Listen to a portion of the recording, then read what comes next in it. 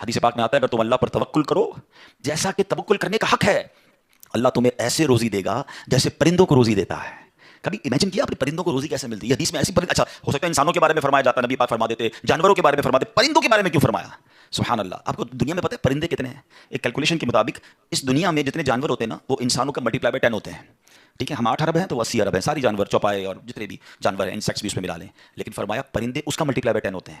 It means اس دنیا میں approximately 800 ارب پرندے ہیں، ٹھیک ہے؟ 800 ارب پرندے روز کہاں سے کھاتے ہیں؟ کوئی سپلائی لائن کو جا کے ان کو درختوں پہ پہنچاتا ہے، کسی گھونسلے میں کوئی آپ نے کبٹ دیکھی، کسی گھونسلے میں آپ نے کوئی اسٹاک دیکھا کہ جناب یہ کل کا چارہ ہے، یہ رات کا چارہ ہے، میرے چھوٹے چھوٹے بچے ہیں اس کے لیے چارہ ہے؟ Nothing else. ہر پرندہ 800 ارب پرندے اپروکسیمیٹلی روز صبح فجر کے بعد بھوکے نکلتے ہیں، اور جب شام اپنے گھونسلے میں آتے ہیں تو سب کا پیٹ بھرا ہوا ہوتا ہے۔ سب کو کون کھلا رہا ہے؟ کوئی تو ہے جو نظام ہستی چلا رہا ہے، میرا خدا ہے۔ ایمان لاؤ نا، توکل کرو جو پرندوں کو 800 ارب پرندوں کو روزی دے سکتا ہے۔ ارے میں اور آپ اشرف المخلوقات ہیں، میں ٹینشن ہی نہیں ختم ہو رہی کال کو تینوں ہے، سال بعد کیا ہوگا، بچی کی شادی کیسے ہوگی، میرے کاروبار کا کیا ہوگا، ارے مارکیٹ ڈاؤن ہو رہی ہے، ڈالر اوپر ڈالر نیچے، اسی ٹینشن میں مر گئے یار۔ جو رب چونٹی کو کن اور ہاتھی کو من دے سکتا ہے وہ اس نے مجھ سے بھی وعدہ کیا ہے۔ سیکھو نا حضرت ابراہیم سے، کاش یہ توکل نصیب ہو جائے۔ تھوڑی ایج اور بڑھتی ہے، آپ نے ایک بار ایک بڑا کمال کا منظر دیکھا کہ ایک بندے کو سمندر میں کسی اس کی ہلاکت ہو گئی، سمندر میں وہ ڈوب کے مر گیا، مچھلیوں نے کھایا اس کی باڈی کو، تھوڑی دیر بعد اس کی لاش سمندر کے کنارے پہ آئی تو پھر جانوروں نے کھایا، اس کے بعد دیکھا کہ پرندے آئے، پرندوں نے بھی اس کی باڈی سے کھایا۔ آپ کے ذہن میں خیال آیا کہ یا اللہ یہ بندے کو قیامت کے دن تو کیسے اٹھائے گا؟ ایمان تو تھا مگر اس کی باڈی کے اجزاء تو 3 الگ الگ مخلوقات کھا گئی، اور قیامت کے دن اس واپس کھڑا ہونا ہے اس نے۔ تو سبحان اللہ، آپ نے اللہ سے کہا وَإِذْ قَالَ إِبْرَاهِيمُ، پھر یہ دیکھیں حضرت ابراہیم کا یہ واقعہ بھی قرآن میں موجود 3 پارے میں سورہ بقرہ، آپ کہتے ہیں وَإِذْ قَالَ إِبْرَاهِيمُ رَبِّ أَرِنِي كَيْفَ تُحْيِي الْمَوْتَى، اے اللہ، حضرت ابراہیم نے عرض کی کہ اے میرے رب مجھے دکھا دے تو مردے کیسے زندہ کرے گا؟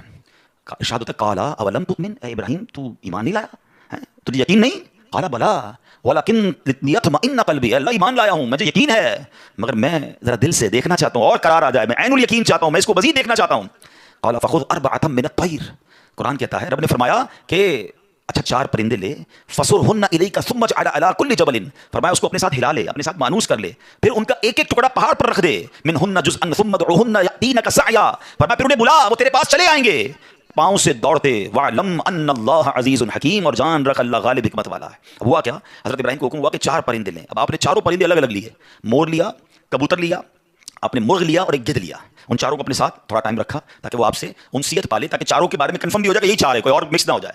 اس کے بعد آپ نے چاروں کو ذبح کیا، چاروں کا قیمہ بنایا اور چاروں کا قیمہ مکس کر دیا، چاروں کا الگ الگ نہیں، چاروں کا ٹوٹل مکس کر دیا، اور اس کے چھوٹے چھوٹے پیس سمجھ لیں 4 پہاڑ پر رکھ دیے، الگ الگ پہاڑوں پر، اور چاروں کی جو چہرے تھے یعنی ان کی کھوپڑیاں تھیں وہ اپنے پاس رکھی، اس کا قیمہ نہیں بنایا، یعنی ان کے سر آپ کے پاس ہیں چاروں پرندے کے، چاروں کا مکس قیمہ ہو چکا ہے اور 4 الگ الگ پہاڑ پر رکھ دیے۔ قرآن نے کیا کہا تو انہیں پکارو، اب یہ بھی ذرا میں آگے بتاؤں گا اس ایک خوبصورت آیت کے اس جز سے کیا سیکھنے کو مل رہا ہے۔ قرآن نے کیا کہا کہ انہیں پکارو، تو آپ نے کہا یا ایھا الدیک، اے مرغ، یا ایھا الحمامہ، اے کبوتر، یا ایھا النسر، اے گدھ، یا ایھا الطاؤس، اے مور۔ آپ کی پکار پر وہ چاروں پرندے جو ہیں ان کا قیمہ آسمان پر اڑنا شروع ہوا ہے۔ فکشن، گرافکس ہیں، آج کل اینیمیشن کا دور ہے، کمپیوٹر پر جناب لوگ بہت ساری چیزیں بنا لیتے ہیں۔ سنو 5000 سال پہلے قرآن میں یہ واقعہ موجود ہے کہ کیا ہوتا ہے، ان چاروں کا قیمہ اڑتا ہے، اور اب جس کا مرغ کا ہے وہ مرغ کی طرف، مور کا ہے تو مور کی طرف، کبوتر کا، چاروں کے جسم پورے کمپلیٹ ہوتے ہیں، سر نہیں ہے، سر تو آپ کے پاس ہے نا، وہ چاروں پرندے بغیر سر کے دوڑتے ہوئے آپ کے پاس آتے ہیں، زندہ ہو جاتے ہیں مگر سر نہیں ہے، قریب آتے ہیں تو حضرت ابراہیم نے ان کا سر جو ہے وہ واپس ان کے پاس لگا دیا، سب سر بھی ان کا لگ گیا، آ کر دانا چگنے لگ گئے۔ حضرت ابراہیم نے اپنی آنکھوں سے مردوں کو زندہ ہونے کا واقعہ دیکھا اور آپ کے دل کو اطمینان اور قرار آیا، میرا رب یہ ہے۔ کیسے ہیں کہتے ہیں کسی کو شیر کھا جائے، کسی کو مچھلی کھا جائے، کسی کی سمندر میں موت آ جائے، معاذ اللہ کسی کے پرخچے اڑ جائیں، کوئی آگ میں راکھ ہو جائے، میرا رب چاہے تو سب کو دوبارہ جسم ان کی تمام باڈی کو پھر کریٹ کرے گا اور وہ قیامت کے دن جمع ہوں گے۔ حضرت ابراہیم نے اپنی آنکھوں سے دیکھا۔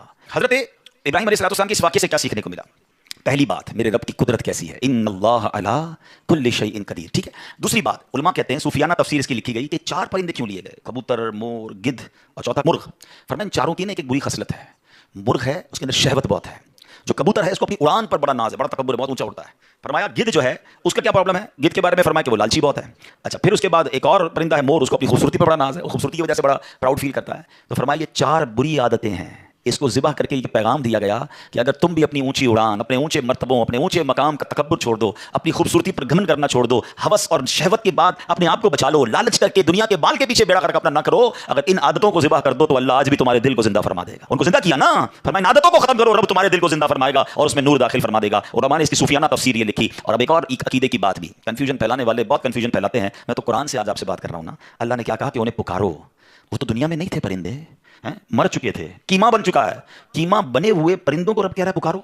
हजरत इब्राहिम ने कैसे पुकारा, या अय्युहद्दीक, या अय्यतुहल हमामा, आप कबूतर को पुकार रहे हैं, आप गिद्ध को पुकार रहे हैं, कुरान कह रहा है पुकारो, और नबी पुकार रहे हैं। आज किसी को ना जाने या रसूल अल्लाह से प्रॉब्लम हो जाती है, किसी को या गौस पाक से प्रॉब्लम, या परिंदों को पुकार रहे हैं, कुरान कह रहा है, तो इसका मतलब दुनिया से अगर कोई चला भी जाए तो उसको पुकारने में कोई खुदा ना खास्ता प्रॉब्लम नहीं है। अल्लाह समझ के थोड़ी पुकारता है कोई, अल्लाह के बंदे समझ के नहीं पुकार रहे हैं ना, अल्लाह की मखलूक समझ कर पुकार रहे हैं।